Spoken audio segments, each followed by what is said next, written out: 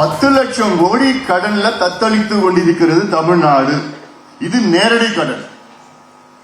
இது இல்லாத பொது நிறுவனங்கள், போக்குவரத்து துறை, மின்சாரத்துறை, நெடுஞ்சாலை துறை, இதெல்லாம் போக்குவரத்து துறையில 5 லட்சம் கோடி கடன்.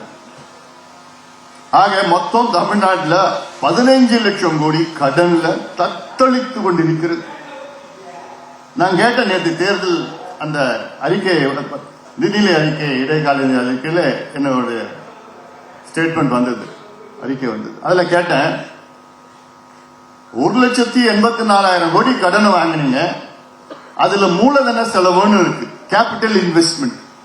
அதாவது மூலதன செலவுனா என்னன்னா, ஒரு கட்டுமானத்தை உருவாக்குவது, ஒரு ரோடு போடுறது, ஒரு பில்டிங் கட்டுறது, இல்ல ஒரு தொழிற்சாலை தொடங்குறது, அல்ல ஒரு பள்ளிக்கூடம் தொடங்குறது, கல்லூரி கட்டுறது, ஆர்பர் கட்டுறது, நெடுஞ்சாலை, இப்படி எல்லாமே இது கட்டுமானம்.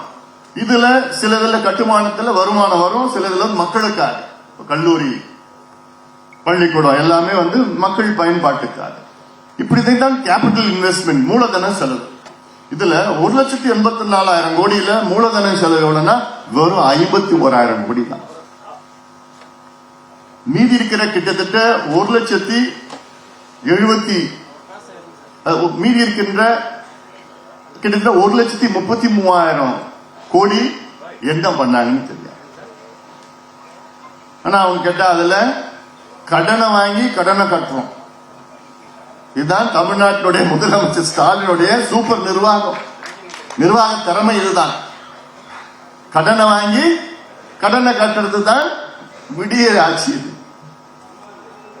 எவ்வளவு திறமையானவர்கள் இவர்கள். 1,86,000 ரூபாய் 51 தான் மூலதன செலவு, 55 கடனுக்கு கடனை கட்டணும்.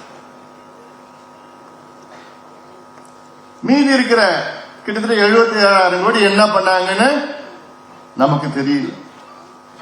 எதுக்கா கடனை வாங்குறீங்க? இப்போ ஒரு வீடு வாங்கினா, ஒரு வீடு ஒருத்தர் கட்டுறாரு, சரி கடனை வாங்கி வீடு கட்டுறாரு, தப்பு கிடையாது.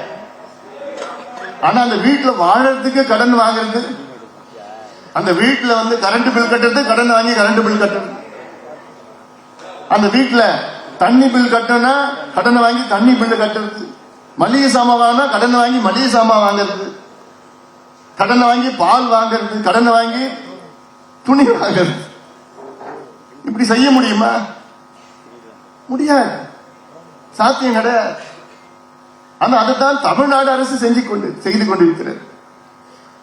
இதைத்தான் மக்கள் அதை தெரியப்படுத்த வேண்டும். ஒரு ஆட்சி மாற்றம் வர வேண்டும், குறிப்பாக உங்கள் மூலமாக வர வேண்டும்.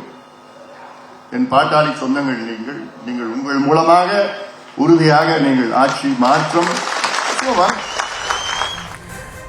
தமிழக அரசு ஒரே ஆண்டில் மட்டும் 1,84,000 கோடி ரூபாய் கடன் வாங்கியுள்ளதாக அன்புமணி ராமதாஸ் குற்றச்சாட்டை முன்வைத்திருக்கிறார். அந்த காட்சிகளை பார்த்தோம்.